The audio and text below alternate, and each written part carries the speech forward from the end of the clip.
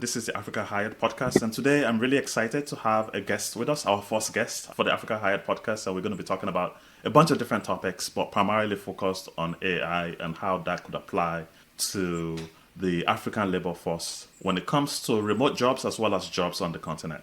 So, really excited to have Mr. Ben-Collins with us. Mr. Ben-Collins is also African, of African descent, so really excited about that connection as well. Although he's from Cameroon, I'm from Nigeria, there's always that rivalry between us. We are Uh, brothers.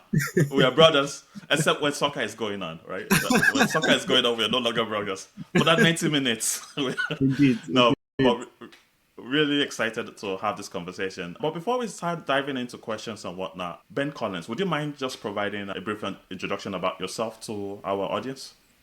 Absolutely. So, Brother Kola, thank you for having me on your podcast.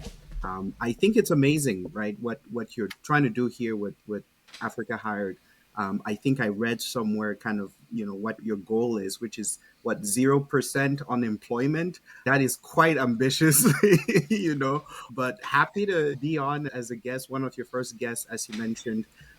As you said, I'm originally from Cameroon, but currently based in the US, and I've been here for about 15 years.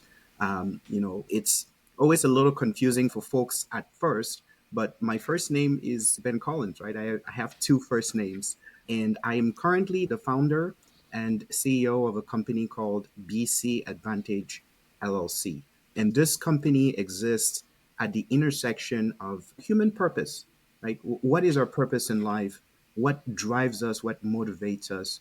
um, and artificial intelligence. We think that if folks can combine, right, what are you trying to do with artificial intelligence? If you can be crystal clear about that, the system is able to do wonders, right? So we kind of exist at that intersection.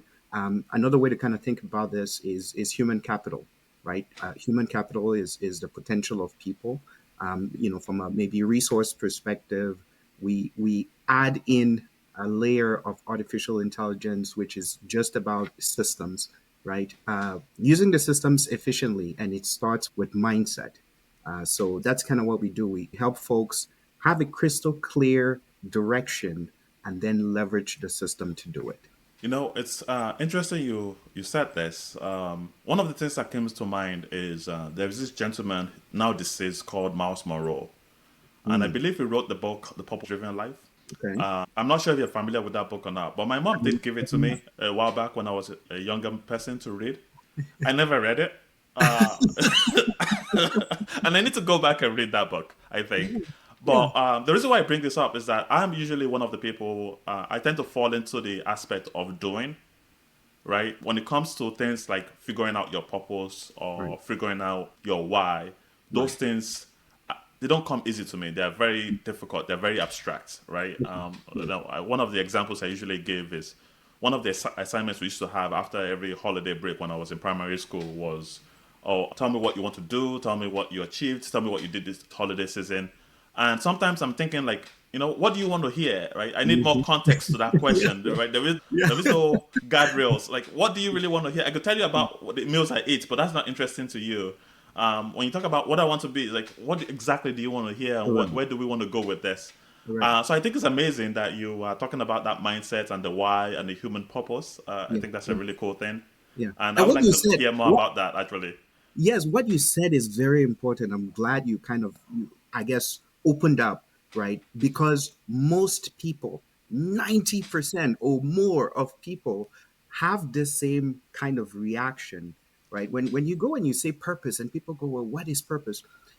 The answer to that, my brother, is in your history. As you said, you like to do, right? If you actually sit back, pause this moment, and look back at, I don't know how old exactly you are, but, let me say 30, let me assume that you're in your 30s. If you look back at that, you will find patterns in things that you do, some naturally and others, that you learn. So that's where purpose lies, is a reflection of who you are, right? Who you've been, the things that you've accomplished, your path, and just honing in on, oh, you know what, this is actually like, this is me, right? This is what I enjoy doing. This is what motivates me. There are times when maybe you did things that did not necessarily bring you like a monetary reward, right? Things, we talked about some of the shared things here between Cameroon and Nigeria, like soccer, right? You will spend time watching soccer and you'll just be so driven and passionate about it. If you dig into it, right, that's who you are. Those are the things that kind of motivate you. So, I look at my role as well as being a tutor, right?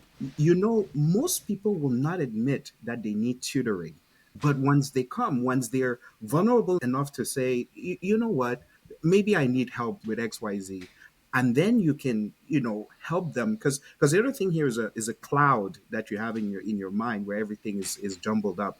Once you have that clarity, oh my god, it's magical. Yes, yes. So it's about reflecting on your life, reflecting on even work, when you talked about being in high school and things like that, and somebody's asking you, maybe your meals, you feel like maybe it's boring to them, but you never know. You never know. This may be a meal that this person has never had. So you sharing that experience maybe leads to them asking you, "Oh, how did you make that food?" And you just kind of you share culture and things like that. So mindset is a big part. It's a big part of what I do, helping individuals, helping businesses as well. Just kind of align, a purpose with AI innovation. I think about it as well as a being a strategist. I want to add on another thing about high school and our mothers, because I also have a shared experience there. My mom gave me, I have it here on my desk. My mom gave me this book when I was in, and unlike you, I actually read it. It's called The Power of Positive Thinking by Yeah. Norman Vincent Peale. And Yes, she gave it to me too. I didn't read it. here's the thing. Here's real life, right? I struggled when I was in high school, right? I was not, let me say, the brightest. I went to a boarding school. We were, I would say, in my class about 100 and something, right? And it was a struggle, right? I was always the youngest in my class, and let's make this maybe relevant to Africa, right? This is tying it, to our conversation, which is I learn differently. I think differently. This is something that I've wrestled with, my whole life, but I got to embrace, right? Is that I think differently. And Africa does not really have the resources, the things to identify and say, okay, well, this child, maybe needs tutoring. Tutoring is a concept that I learned when I came here, right? But when first 4 years of high school, struggled. I would say I was coming in, let me say 80 in a class of 120. I was about 80, and in Africa they used to rank us now. They put your I grades know. and You will know exactly where you stand. yes, Yes. they were Oh my lord. measuring your level of intelligence. So coming in Perceived here, intelligence. perceive exactly, that's the point. So this is the first three, going into the fourth year, and then my mom gives me this book, The Power of Positive Thinking. And first of all, I'm thinking, woman, I'm already struggling in school and you're adding another book Yep. for me to read. But the moment I started reading this book, I actually did not stop. I did Oh. not stop until I finished it. When we go to class, I will have this book tucked into my textbook or something I teach us, and I was just reading it. And the reason why it resonated with me was because of the stories that it told, the human stories. I think a large part of my struggle at that time is I used to feel like my problems were just like specific to me, and that nobody out there in the world had these same problems. And then this book was like, nah, not really. Like there are a lot of people out there, a lot of experience, and some of them who were in your position made it out later, and things worked out. So it just kind of helped me develop that hopeful mindset. It helped alleviate the pressure, which again, this is very relevant, especially to our again, our demographic. We put ourselves under a lot of pressure, right? And you can imagine as kids and things like that. So this book, it wasn't even the religious aspect to it. Now there's a religious element to it, it's a Christian book and things like that, but it wasn't the religious aspect for me. It was just more, it grounded me, it made me more centered, it made me realize how much of my life was in my hands, and that, whatever happens, right, there are things in life that you can't control, there are things in life that you cannot control. So it just made me realize that for the things that I could control, which are the things that are happening within you, you choose to have a hopeful mindset, you choose to have a positive mindset, and then it starts with you and just kind of ripples out, right, to everybody else. My friends saw a change in me, and the funny thing is, they'll ask me what happened, and I'll recommend this book. It would not have the same effect on them. That semester when I came back, my grades improved, right? I think that semester I was like number 60, which is an improvement, right? From Yep. 80 down to 80 6. to, yeah. By the time I graduated high school, I was like number 6. Oh, And then that's I awesome. and then I came here to the US, and guess what? I straight A's. Yep. 4.0. I think by the time I graduated, I got a bachelor's. I got my associates in mathematics, and then I got a bachelor's degree in something called actuarial science, which, let me explain a little bit for maybe members who are not familiar or who don't know what this is. An actuary is somebody who calculates risks in a variety of industry, be it health, be it, even in the government, right? When you have inflation, and different kind of economic situation, an actuary comes in and does analysis with your health insurance. They don't sell the insurance per se, but they design it based on your gender, whether you're male or female, interest rates, and things like that. It's a combination. It's a field that combines math, statistics, economics, computer science. So it's a very, very well-rounded, kind of degree. So by the time I graduated, I was like, I my GPA was like 3.7, 3.8, or something like that.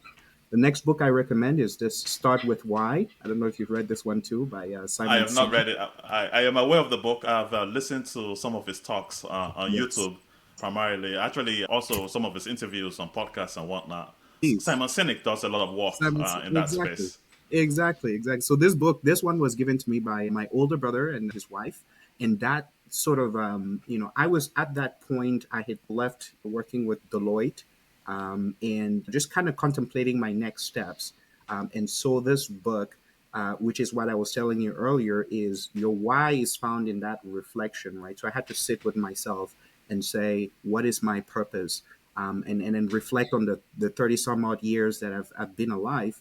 And there are two things about me that, look, I love people and I love technology.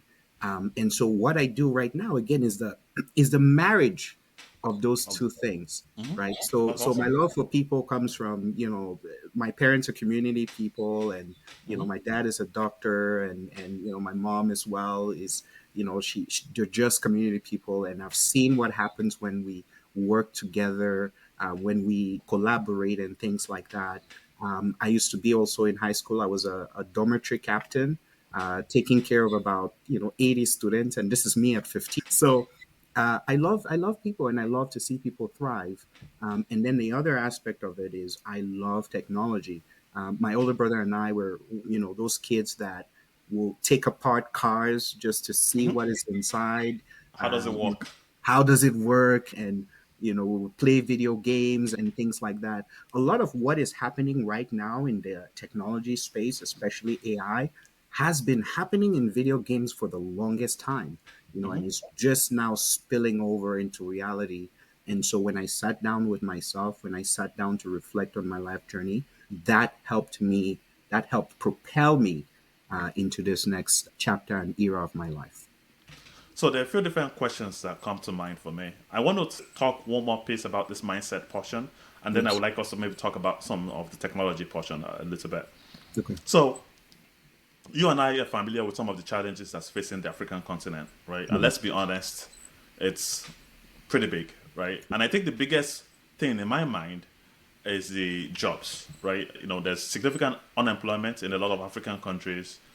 My experience was that they graduate from college or university and they go learn a trade, right? Because either they become an apprentice at a tailoring or fashion designer so that they have some kind of trade, or they go learn how to do cars or plumbing. Some people who go open up, we call them shops, they're basically like Yeah. grocery shops, but there's a one man stuff. You never make enough to hire anybody. It's just like you only that you go to. And there is nothing wrong with those jobs, right? Trade jobs are wonderful jobs. There's nothing wrong with that. My issue with it is the fact that if you know that that's what you're going to do, why did you go spend the last, let's just call it 4 to 7 years to go to school, To school. university, right? And I say 4 to 7 years because in Nigeria specifically, there's always strike, there's always something. So a 4 year program ends up spending 7, 8 years, and you're paying money for this, and you graduate, and there are no opportunities for you to go explore as a Right. professional, right? So that's why a lot of people defer to these things. Default to this way. So Nigerians and Africans in general, in my opinion, are very positive people. But when you see this and you see your upperclassmen who graduated 4 years ahead of you and they don't have jobs, you Right. are coming out and you're about to graduate or you just graduated and you don't have any hope for a job, right? Right. How do you maintain that positive mindset Right. Right. when it comes to this professional space? I do not know how people maintain that positive attitude when it But comes why they to the should? Yeah. opportunities in Yeah. the workspace for Yeah. them. Now, I think things like remote work hopefully will provide more opportunities. But Yeah. my question to you is talking about the mindset portion as well. How should they think about that? How should they channel that energy or maybe that discomfort? How do they change their mindset from, let's just call it a mindset of scarcity Right. to a mindset of abundance? Of abundance. Yeah. So you said quite a bit. Some very sobering realities, right? Which is again the economic situation in Africa, kind of a broken system, whether it be from education, whether it be even from the governmental systems that we have. There is a lot that is left wanting in our context, in the African context. The other thing which is quite amazing is the resilience of, as you were saying, the positivity, right? Africans, I would say, are one of the most positive people because if you actually look at the things that we've gone through, right, not only on the continent, but outside of the continent, and the fact that people still kind of remain hopeful and remain positive is amazing, right? We are so used to adversity that for us it's nothing, right? I think back at my boarding school experiences, man. We as kids we used to go down to the stream to fetch water, and I mean like cold, really cold water. You come back and shower with it. We're talking kids here, right? You're 10 years old. I have some friends who would tell me about like their experiences in the army. And I'm thinking back, like I'm like, this is what we went through in boarding so Africans have that I guess a very deep source of positivity. But coming back to your question, you have a graduate who spends a good chunk of their life in school learning all this knowledge, and then now they get out and there are no jobs, right? The goal for this, the reason why I stated earlier, it's very ambitious because can you imagine what it's like to have 0% unemployment? That means every single person who wants to work has a job, right? It is crazy, first of all, that you even think like this. But how to go from that to reality, I feel like is very possible now in this era that we're living, right, with artificial intelligence, with technology, because it enables, you also mentioned here earlier, remote work, right? And this is something that our parents, right, struggle with, and they're still the ones kind of in charge. The first time I told my folks that I work from home, they were looking at me like, what do you mean you work from home? And the automatic association that we have is Yahoo, like your scammer Yes. or your something like that, without actually, I look, my parents, they're very liberal people in the sense that they will come and say, okay, we want to see, right? And I will show them. I'll be like, hey, look, I'm on this call. That is going to happen maybe in the UK, or maybe in China or something like that. And they got to understand the work, right? The massiveness. I used to work on projects that spanned like 54 countries, right? And this is about coordinating, different tasks. You can think about it from a project management perspective to make sure that things are moving across. There's accountability there, and things like that. But I want to come back to our context, right? Because it's the solution to this is not one faced. There is no one answer here that is going to apply across the board, right? Because it depends on the economic reality of the country. So if we're going to make up one, right, we would say, okay, in country A, right, when you're looking at the educational side of things, we are training these people to solve what problem, right? We should shift from an educational system that is for the sake of education to actually addressing, right, the problems of the community itself. You see, where you're not just going to school to graduate, like, let me say you go to law school and it's just like, okay, I want to be a lawyer, and like that's the only thing that I want to do. This is where again it ties back to purpose, right?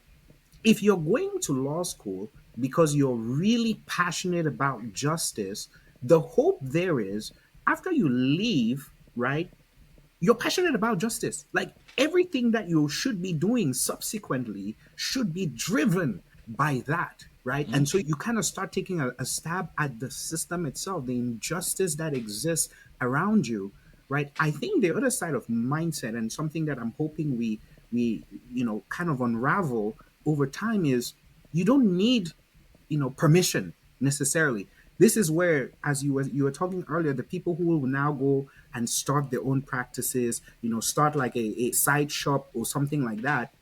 To your point, the only downside there is that they had wasted those 7 years, going to school before starting that thing. But if that thing is tied to their purpose, they should have gone to school to learn how to make that business better. Right. The other thing that you said, which was a reality, is they end up being just one person businesses. Why? Because the economic situation is tough. But had they gone to school for that, right, that would have given them the know how to scale their businesses. And again, that's where I see the intersection of technology. It's a mindset thing because we have to start with intention. We can if let's say we have a vision board in front of us, we start by laying out all the problems, just sticking them one by one on this vision board. And then the strategy or the next step after that is just solutions. You see, I feel like, right, with your crazy theory, that's how you can achieve 0%, right, unemployment. Because now each person just carves out of this problem what they want to solve, and then it creates a sort of revenue stream. But it comes with normalizing, right? As I said, I would, in the past, telling my parents I work from home, and then they're looking at me like, this is crazy. But it starts with normalizing that. How can I provide value to you at a distance, but like meaningful value, right?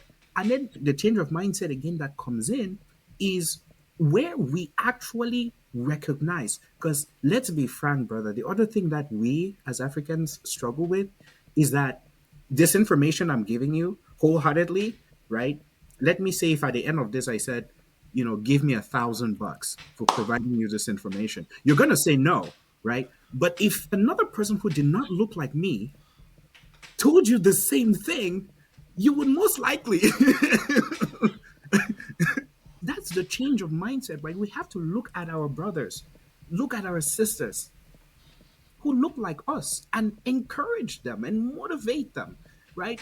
We let me say, because we're used to this, the other thing that we're very good at is bargaining, right? Especially from a market perspective. I don't know if Yes. you've ever been to like this market, Oh, buy and sell a markets, I have a story to tell you about this. But I'll Okay. let you finish your thought. Yeah, like we are good at that, right? So we will bargain because we are trying to get the best, and we should be trying to get the best, absolutely, right? But we should also recognize the value in each other. If we go back to that vision board example, right, and somebody is plucking something from that problem and actually providing a meaningful solution, we have to be able to recognize the value. And there's a very simple equation that I use to tell people about value. I say, imagine X and Y. Imagine X being the amount that you invest, right? And imagine Y being the output, right? The outcome. Always ensure in a business perspective that your Y is greater than your X. Because that guarantees essentially that whatever you put in, you get more, you get a greater, kind of value out of it. But this is kind of my take. I know there's a lot for us as, to unpack from this, but my immediate reaction, hearing you talk about the realities on the ground in Africa, these are some of the ways I think that we can overcome. So really quickly about the bargaining thing, Yes. I would say that I'm not sure I am good at it, but I give it a good effort. And I was in Nigeria visiting. I think it was probably 12 years ago, or maybe a little bit longer than that. I was in Nigeria visiting, and I wanted to buy some oranges, and there was this older woman, older than me, selling the oranges, and I tried to bargain, and she said, "Look at yourself. Are you sure you want to bargain?" He's like, I'm a veteran here. Like, Exactly. So when you said that, that story came to mind. Like, oh my lord! One of my passions is finance, personal finance specifically, and I think because of our abilities when it comes to bargaining, that Africans, whether in the diaspora or whether on the continent, should be very good when it comes to things like stock investing, yeah, right? Because I think that is just a makes very sense. good Yeah, way yeah, to be able to apply yeah, that yeah, skill set. yeah. But that's a different topic for a different day, right? So I wanted to maybe wrap up this mindset portion a little bit Okay. with, so my opinion is that I do not think, based on my limited experiences with some of the universities in Nigeria specifically, and I'm using Nigeria as an example here, Right, right, that people are being prepared right, for the workforce, right? right. I Of have a friend tomorrow. of mine who is a professor, and my issue is not necessarily what are people being taught in the classroom. My issue is people being given autonomy, Hmm. right? So about 2 years ago, Thank I spent some time in Nigeria, a little bit more than a year, and my went to go visit my friend who was this professor in the university, and I was wearing shorts, right? I'm not used to the weather anymore, so I was sweating like buckets. So everywhere I wore shorts and whatnot. And when I went to the gates to enter the university, I was told I couldn't enter because they wouldn't let people that wear Wow. shorts Wow. into the university. Wow. And they probably have their reasons for doing that, and that's okay.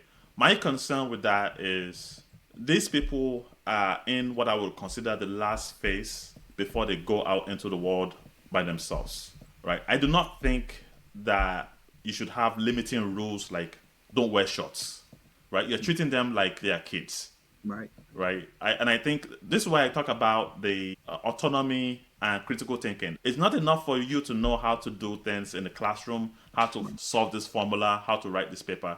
It's about encouraging that independence, that creativity for you to take the road less traveled to come up with new solutions. So I have some concerns in those areas. But with Exactly. that said, it is what it is. But it highlights the value thing that we were talking about earlier because look at you going back there to have this chat with your brother, right? The professor. And the value that would have come out of that conversation was way more than what you're wearing a short. Then what? Like, what does that have to do with anything?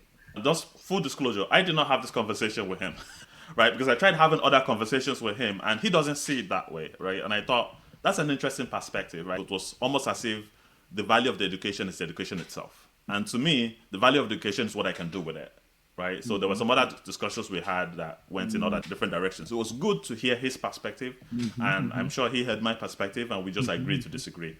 But being focused on this one a little bit more, right? Somebody graduates from a university, right? They come with all of the opportunities that that university has given them, the education piece, right? They also have all the challenges that the environment gives them, right? The economic piece we've already discussed. And now you have AI available Mm-hmm. to maybe help self-train, right? Mm-hmm. I think one of the advantages of that is you be able to come up with tailored training for yourself. You also have other opportunities in that area. What would you say to somebody who just graduated or has graduated for a period of time, maybe still looking for opportunities and haven't found one yet, or is not being very successful landing one on a more permanent basis? How Mm-hmm. would you tell him or her to use the opportunities of AI, which is accessible to everybody now, well, Correct. almost accessible to everybody now, to help take them from where it is that they are to Mm-hmm. where it is that they want to be? Mm-hmm. Well, if you have a cell phone, right, you already have access Access. to AI. So let's start by demystifying, that, because we usually hear that, oh, it's maybe hard for me to get access to this application. No, it's like you can, right? Everybody has cell phones. Yeah, Not everybody wants to pay for the data, that's true. That's true. right? But But then AI again, doesn't use that much data. We spend a lot of time watching stuff on YouTube, right? That uses a lot more correct, data. So correct, there is correct. no excuse, I guess you could say. Correct. Correct. And we are trying to solve a problem here, which again, in our context, is unemployment, right? And you just asked a very, pertinent question, because we have a lot of graduates who have graduated and who are about to graduate, who are getting into the workforce, and we definitely don't want them sitting on the bench for forever, right? Because again, it's like the mind is, you can think about it as an exercise. You go to the gym, you work out. You need to continue to work out your mind so that you can stay sharp, right? So that you can be productive and, things like that. So if they are graduates, soon to be graduates, whoever listening to this, here's what I'm going to say. Um, the most transformative tool of our time is artificial intelligence. I have seen things that you will not believe, right? That the system can do. And you have to be a part of that equation. And it starts by bringing in curiosity, right? It starts with what you said earlier, critical thinking. The reason why I also said earlier that there's no one size fits all solution here, right? If you have people who have graduated, who are about to graduate, we will start with what is the economic reality in your specific locale, right? Let's narrow it down. Let me take my own country, Cameroon, right? What is the reality on the ground, right? What, we talk about unemployment. What is a percentage of employment? Where is employment high? Where is it not high? Because some of the solutions here may require you to, let me say you're born in Yaoundé, right? It may require you to move to Bamenda, right? Or it may require you to move to Boya. Migration here may be a potential solution, not the only solution. Again, as I said, it's not a one size fits all. But that's why you need to start with your reality, right? So it may require you moving, number one. Number two, it may require you thinking outside of the box. Okay, you graduated in chemistry, right? Now, if you had started with why, right, why you wanted to graduate in chemistry in the first place, because remember, that is our fundamental, is the why. That purpose is important. So let's say you started with the purpose and you really want to be a chemist, and now you're about to graduate or have graduated. In this day and age, artificial intelligence, as I go back, as the most important technology of our time, start there. Ask maybe the question that, how can AI, right? And this is a prompt that I'm giving out to anybody who is listening to this. How can AI improve this particular field, right? Specify, insert there any field that you want, insert. Now, it will give you realities, it will answer the question, right? That's that education, that's that mental, you can call it. How is artificial intelligence affecting this role currently? To get an even better answer, you can add in context about your reality. That's why I go back to situate yourself, and then start finding solutions, out of that. Collaborate with the tools. It really fundamentally matters how you use the tools because they've already been designed, right? So it may require you collaborate. Here's another thing that I would say: collaborate. Humans are not meant to be by themselves. The reality that you're facing, chances are you're not the only person who's facing that scenario. Now, imagine if we were all going to come together and say, let's collectively solve this. Now, these are things that our governments should be doing, right? The people, the leaders that we have around them should be doing. But again, unfortunately, we know our realities is not necessarily the case, right? But when you situate yourself, whoever you are, once you just stop, this is one thing that as humans, we are constantly just moving. If you just pause and say, what is my current situation and how can I make it better? Those are questions that you will find answers to. You will at least, at the very least, get a next step, right? Another option is to look at, we talked about migrating in country, but it also may be migrate out of country, right? You may have a solution, you're in Cameroon, but you may have something that the people in Chad need, the people in Nigeria need. You have to think outside of your immediate circle, but it will require you building relationships. You talked about something about LinkedIn earlier. So, again, to anybody listening, LinkedIn is a fantastic platform for you to. There are over, I think, a billion people who use LinkedIn. It's a fantastic marketplace for you to meet people. Meet people who are either also interested in what you're doing. This is where I go back about the community thing. They're either interested in what you are doing, or they have something else that you're interested in learning. But you have to talk to people, right? The other thing with us is we're shy. You maybe don't want to offend the next person by even reaching out to them. Some of the best connections I've made on LinkedIn have been those people who reached out of curiosity, who were just like, you know what, I'm really passionate about this thing. I really want to learn about this thing. Let me reach out and ask somebody who's in the industry, somebody who knows. And you never know what you're going to find out, right? So leverage the tools that are, when you just pause and then look at everything that's around, you find some of those new avenues. Some of the reasons why we stay rut is, there's also a very famous saying that says, you cannot do the same thing and expect a different outcome, right? So it's time, it's high time to think outside of the box. It's high time to start building those meaningful communities that are geared towards solving the challenges that we have. My own experience has taken me through meeting folks. I travel for work, right? I've been to about 11 countries. I've attended the inaugural AI summit in Rwanda, right? I've been in the same room with leaders across the aisle, and they are humans just like you. I promise you, you know, we expect them to solve the challenges. And truth be told, yes, we elected them, but the solutions to our collective problems start with each individual. If you were going to ask me how we achieve this crazy notion that you have again of 0% unemployment, is when we turn inward and then are able to turn those talents that we have into employment ready skills, right? You put yourself in a position of an employer. Why would an employer hire you, right? It's because you bring in, skills. You bring in a perspective that, maybe they don't have in house or something like that. But even the employers need to change their mind, because now in the efficiency age with AI, a company may look at it from the perspective of, okay, we used to need three people to do this one task, and now because of AI, I need only one person, and so they lay off the other two. But that's a mistake. That's a mistake, because you could have actually converted those two people. You free them up. You've given them more time. They have historical knowledge and context of your company. You can actually empower them to think of new ways to bring in revenue to the business.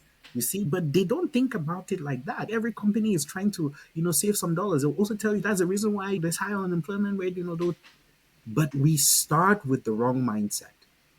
And so everything else after that just cascades in the wrong direction, right? So to the people who are sitting on the bench, who don't have work, right? To the soon to be graduates, is start embracing the technologies. Start embracing each other. right? Because it's that collaboration, it's that collective that makes a difference, right? When you employ the next person who's by you, you're changing a life, right? You're changing a situation. There's so much benefit. But ideally, you also should not just be working a job just because, which a lot of us do. You have people who spend 20, 30 years doing work that they're not passionate about. I dare you to ask yourself that if you had been somehow instead in a position that you loved doing, I feel like the value out of it, even from a mental perspective, the happiness that you get out of it would be invaluable. So that was really wonderful. I want to kind of pull the string on one thing you said there, and I'm going to give you a metaphor to help you understand what I'm trying to ask, and then I'm going to ask the question, right? So there's Okay. this saying, give a man a fish or teach a man to fish, right? And it's a wonderful saying. Yeah. The logic is sound, Yeah. but when that guy is starving, hasn't eaten in 3 days, teaching him to fish, he's not in the right mindset yet to get that information, right? That's You true. still you need to give him some fish first for him to eat That's first, true. and then you can teach him how to fish. That's true. Um, so now, with that said, among other things you said, for people to embrace AI, I guess I would like to hear from you some practical steps for how to embrace AI. So you gave that wonderful prompt. How Mhm. can AI improve or transform this field, right? That I'm in, right? And you put the field is blank. You can put Insert. whatever Yeah. in there. Insert. You also said it differently, which I actually loved, where you said, "How is AI affecting this role currently?" And I think this is an opportunity for Africa because of the fact that the rules of the game are being reset, Correct. and we have an opportunity now to maybe leapfrog some of the challenges that we've had in the past. An example of that is there was a time where the primary modality for interconnectivity when it comes to telecom was laying cables in the ground, right? And Mhm. then you had cell towers came in, Mhm. and in Africa, we didn't do a very good job of laying cables in the ground, and it's very expensive to do so.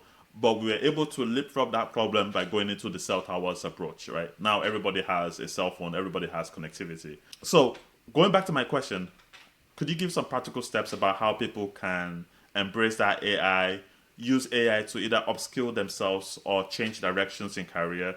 Like Nigeria, as an example, you go study a program because that's what you tested in, right? You didn't get to choose the stuff. Usually you would tell them you want this, this, and this, but the school would tell you, no, this is what we have, and take it or leave it. And when there's limited opportunities, you just take whatever it is they give you so that you can go to There are school, limited opportunities. Yeah. Yeah. right? So, any thoughts about that, and how would you tell people to think about that, and practical steps about using AI to do some specific things that you think they should do? Your reflection is profound. I like how you started with the metaphor of teaching people how to fish or giving them fish. And you're absolutely right that to a hungry person, even if you go and say, let me teach you how to fish, they're looking at you like, I'm hungry right now. You are wanting to give me something that, yes, may pay dividends later, but how do you address the now? The way I have handled it, this is just me as an individual, is whenever I've met people who are in dire situations that I can do something about it, I have done. But again, that's obviously as an individual, a small minority compared to right the larger ecosystem. I think definitely the governments right can do better to address some of these immediate concerns. I think that our infrastructures can be set up better again to accommodate some of these things because again fundamentally education is yes about knowledge, but I also like what you said earlier, which was it's also about how applicable this knowledge is for the rest of your life, right? You don't just want to learn something for the sake of it. You want to hone in on that value. We go back to that x and y equation. There's a lot of things that can be done to address immediate concerns, especially from a reward perspective. And just me being me and thinking outside of the box, I would say we can ask AI, right? We can, this is thinking outside of the box. You never know what you're going to find. That's what I love about interactions with artificial intelligence. You never know what you're going to find. You just have to ask the questions. So that's one thing. It's like you ask this question and say, given those people right now who need fish, right? What can you do at the same time be teaching them how to fish? I love that analogy because I am the teacher, right? I love to teach and I love to explain. I don't just want to give people the answers because, again, the answer is kind of a shortcut. You get the immediate benefit right now, but because of that lack of, let me say, financial knowledge, because of that lack of how to keep this thing that you get right now, it fades away with time, right? And then you lose out because you get it, the benefit is temporal, and then after that, it's who knows. Um, and then now to your question, about what can graduates do, right? Let's imagine we're talking to a room full of graduates. Um, I will self promote here because I have an AI system, BCAI. So if you're using ChatGPT, you already have access to BCAI. Most people don't realize this, but ChatGPT has a store, right? It has a store the same way if you have an Apple phone, this is the Play Store. If you Mm-hmm. have an Android phone, this is the Google Play Store. ChatGPT has a store. If you look on your, the side column where you find your conversation histories, you can find BCAI under Explore GPTs. You go into that store, you search for BCAI, you will find it. This is an AI system that I designed myself. People come at me with all these questions, great questions, and then I say, start there, right? Just this model is tailored after my own personal experiences as in education, also in the corporate space. Ask it. It's a very knowledgeable tool. It's a very knowledgeable system. Ask it and then come back to me, right? Share your experiences with me. Let's just kind of take it from there because it's not a quick fix. I will keep saying that, right, to people so that they can hear.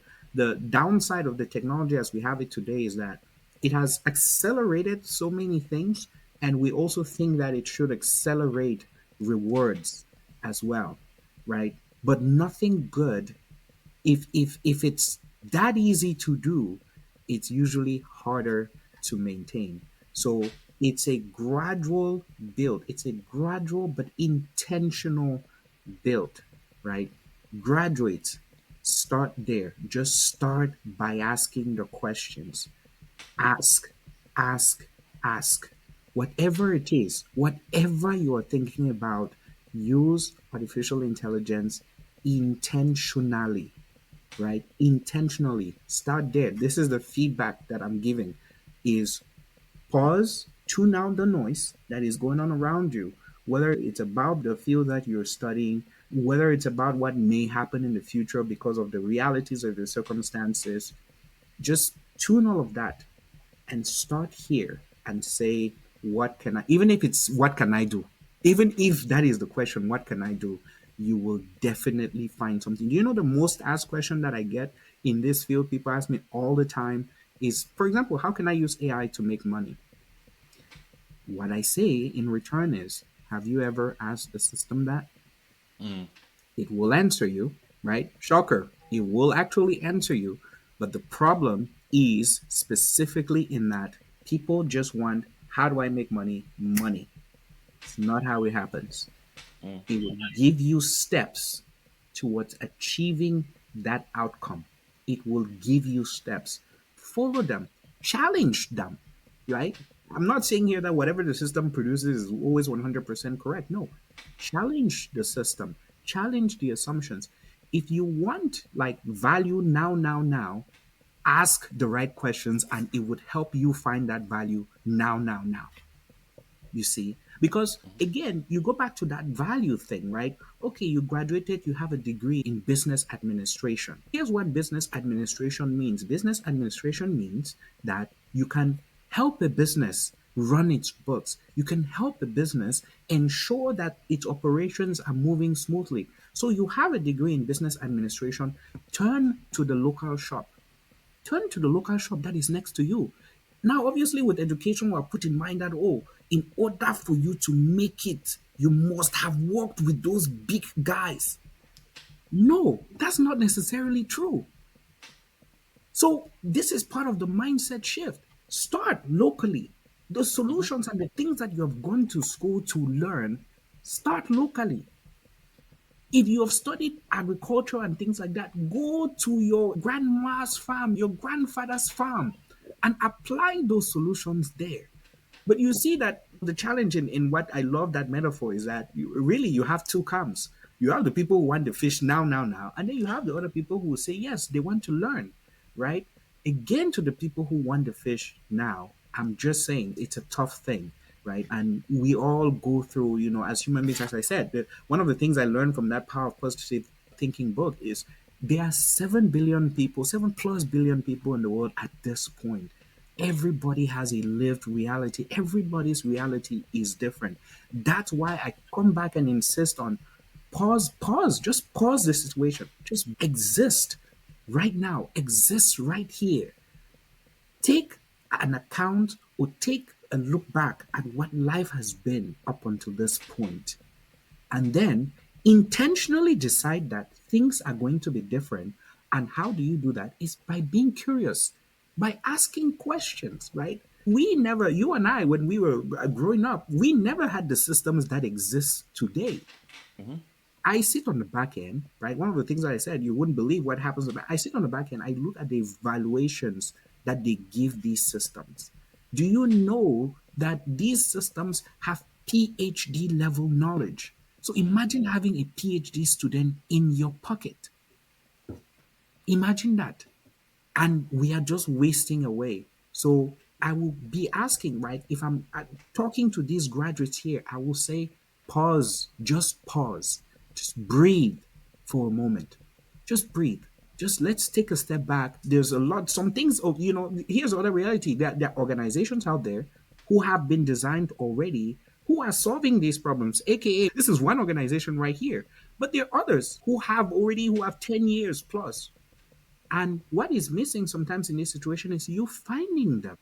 It's you finding them, you connecting with them. And that is the beauty of pausing, right, in this situation, but tailoring the solution to fit you specifically. That's my emphasis. That's the benefit of you pausing, you taking account of your own specific scenario, and then tailoring the solutions, thereafter, using the tools kind of meaningfully. So just start asking these questions. Here's other benefit of some of these tools, these AI tools. The longer you use them, right? This goes back to that why. The longer you use them, the more the patterns of who you are kind of emerge, right? If you've been using AI for more than a year, here's another prompt that I give you. Just ask it that based on our history. Can you tell me about my wife? Right? Or can you tell me what job, what role is suitable for someone like me that I may not have considered? It will tell you. It will tell you. This is the point about using it intentionally. Yes. And again, you use the tools that are available. Share the knowledge, right? This is how you participate. Talk to the people who know more than you. Share what you know, with your surrounding. Start finding those solutions. Start intentionally finding those solutions. Whatever problem it is, crystallize the problem, and then just start asking for solutions. So I'm recommending curiosity. Just ask. Just keep asking. That was wonderful because one of the things that I got from that is this concept of being able to ask questions in a free and open space, And that's right? something that we, unfortunately, as Africans, we didn't grow up with that. Yes. I would agree. My situation is a little different. I was given the opportunity to do that. My parents and my grandparents were very open and wanted you to think for yourself. But I Hmm. would say that perhaps some of our cultural nuances kind of lead in that direction. Although I would also say that there are other aspects of it that compensate for that. But I think that when it comes to quote unquote networking, when it comes to quote unquote professional environments, sometimes we don't have the right question, right? We are just letting this thing. We don't know what the right question is. We think Correct. we kind of have an idea, and when you go to somebody and you ask that question the first time, and they give you an answer, and then you realize, oh, I did ask the right question, so you modify your question. By the time you Yeah. do three times, the person gets frustrated with you Yeah. because it's like you are indecisive or you don't know what you Yeah. want. Yeah. And what I'm hearing you say is you have a tool, quote unquote, a brainstorming tool here that you can ask 100 questions to of the same type of question, tweaking it based on the answers and based on your your knowledge and your experiences to make sure Correct. that you're asking the right questions and then Correct. getting some inspiration on what are some possible right answers. Correct. And that was And the really system is not wonderful. gonna get frustrated at you. But I also want to add another layer here, because some other people will hear us saying this and say, okay, well, you're discouraging human to human conversation. Nah, that's not No. what we're saying. Yes, that's not what we're saying. Look, to your point, you can actually, let me say, you're gonna meet the CEO of a particular company, right? You do your research, you do your analysis, you use the tool to also say, what kind of questions can I ask the CEO? See, that's another way to use the system. It's not preventing you from having the conversation with the CEO, but it's saying that, okay, well, I'm not really sure necessarily what I should ask this person. Can you give me some ideas about the kind of questions that I can ask? Yeah, I think it's really wonderful in the sense that it takes away the burden of this lengthy research process. You still have to do your research, Hmm. but it crystallizes and gives you a place to start from, right? This is a bad analogy or a bad metaphor that I'm about to use, right? But you're in your kitchen, you're trying to reach the top shelf and you cannot reach it, and you then bring out the stool that you stand on to get access to it, right? It's a perfect This analogy. It's the perfect. Yeah. tool in this case is the AI Yeah. because it helps you get to where you're trying to get to. And this iterative question approach is a Yeah. really wonderful approach to that. I really appreciate you for providing that answer because I wasn't expecting that answer. I was expecting a different answer, Right. which was going to be more like do this, do that, do this. You know what I Right. mean? But this approach is more like no. Let's give you a tool that you can use not only once but continue to use going forward, right? I want to change careers, I can use this approach. I want to upskill in my current career, I can use this approach. I'm looking for business opportunities, I can use this approach. It doesn't Correct. change. It's like a Correct. principle rather than an answer to a specific question. So Right. that's really wonderful. So this has Correct. been a really wonderful conversation. I really appreciate you, Ben-Collins, for doing this. To wrap up, where if people want to connect with you and learn a little bit more about what you're doing in this space, as well as how you're bridging human purpose with AI together to create new opportunities and new things for people to consider, how can Mhm. they connect with you to continue the conversation? First of all, Brother Kola, thank you. I don't know where the time went. I just looked at my clock and I see it's about an hour that has gone through. So thank you for creating this opportunity for us to have this meaningful conversation, right? This banter between us. I hope it was valuable to your listeners. I hope that it impacts the listeners positively and makes them kind of think about the problems that they're facing differently, right? And realize that we actually have a lot of solutions already and readily available. One of the things that I hear, again, from my perspective in this backside, right, you talk about infrastructure and building data centers. I'm not saying that those things are not good. They're fantastic. They will help us even progress, right, even further. But we already have the tools. And it's like they always say with your brain, like we as humans use 10% of our brain, something like that. It's the same with technology. We use maybe 20% or something like that. So I hope this conversation helps people to realize how powerful the tools that we already have are, and that we need to continue to leverage them. Look, people are also afraid, right, of the technology, but I will tell you, you are as part and you are as responsible to making this tool work for you, right? Don't just let the Silicon Valley people or whoever just build the tools and then you're just sitting on the sidelines. You should participate in making this tool work for you. Engage with the tools, right? Put in goodness into the tools because it's essentially going to be a reflection, right, of a future. If this talk has been beneficial to you, if you want to connect with me, again, Ben Collins, you can find me on LinkedIn. I have a very heavy presence on LinkedIn. My company is called BC Advantage LLC. If you go to any browser and you just kind of type that in, you will find my company come up. You can also reach out to us again directly by filling out a contact form, and then we'll just kick it from there. But I also have a YouTube channel. It's called BC Advantage Insights, where I share my experiences. I have interactions. Just as we're talking like this is how I speak to my AI, right? The BCAI that I designed. This is how I train it. I train it in natural language and I have conversations with it. So I try to share some of those insights as well on my YouTube channel. But if you just go to any searchable system and just type my name, you will find me. And I look forward to, again, helping you as best as I can. And again, Brother Collad, thank you for having me on your show. Oh, this is wonderful. All of those information about the links and how people can contact you will be in the show notes, so people will be able to see it from that perspective as well, in case they didn't know how to spell the last name, because I know that I don't know how to spell the last name. It's Asongwe. Okay. So Ben Collins is Ben and it's hyphenated. So Ben hyphen Collins is Collins, and then my last name is Asongwe. That is Asongwe. Awesome, awesome. This has been a pleasure. It's been a wonderful conversation. I hope you guys got value from it. And if you have any questions, feel free to reach out to Brother Ben Collins on LinkedIn or some of his other channels as well. And feel free to put some notes in the comments, and if necessary, we'll pass it on. I hope this is not going to be a one and done thing. I really would like to have a conversation with you about LinkedIn, because I think your LinkedIn is wonderful. My LinkedIn is not so good. I was going to say it's horrible, but I'll just. So look, it's about, So and maybe in wrapping up, this is what we're saying, right? I am intentional about my journey, right? And I share and reflect on my experiences on LinkedIn. This is why my LinkedIn profile, I think at this point I have 1,000 plus followers. But for me, it's less about that, and it's more about me sharing these things that I truly believe in.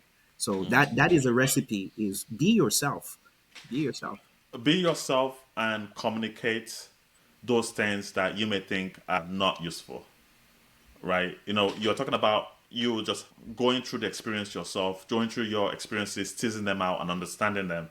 And a lot of people find value in that, right? Sometimes we Mhm. are so concerned about, let's just call it the end result, right? Either the Mhm. money, the fame, the whatever your end result is. But the process is just as important. So thank you very much for sharing that Correct. as And well. the end result though, here for who, right? You're doing it for yourself. Think about Correct. your LinkedIn in this way. If I was going to offer a tip, think about your LinkedIn in this way. You're doing it for yourself, for your past version of yourself, but also for your future version of yourself. Put information out there that is beneficial to you. It starts with you. It's primarily about you, right? If you were somehow your memory got wiped and then you were gonna go into your LinkedIn, does your story make sense, right? Does it educate you enough to where you are getting? It's about you. It's primarily about you and you giving that future version of yourself or past version of yourself enough information to set them up for success. Thank you very much for that wonderful answer, and thank you for taking the time. And it's been a pleasure. So, all of you guys that are listening or watching this, feel free to connect with us, and we hope to keep the conversation going. And hopefully, one day, our mission, 0% unemployment in Africa, will become a reality, and then we can quit and move on to something else. Well, look, if that becomes a reality, we will never quit, right? The best job that you can ever have in your life is a job that doesn't feel like work. That You is do true. it because you love it, and that for me is achieving that 0% unemployment. Yeah.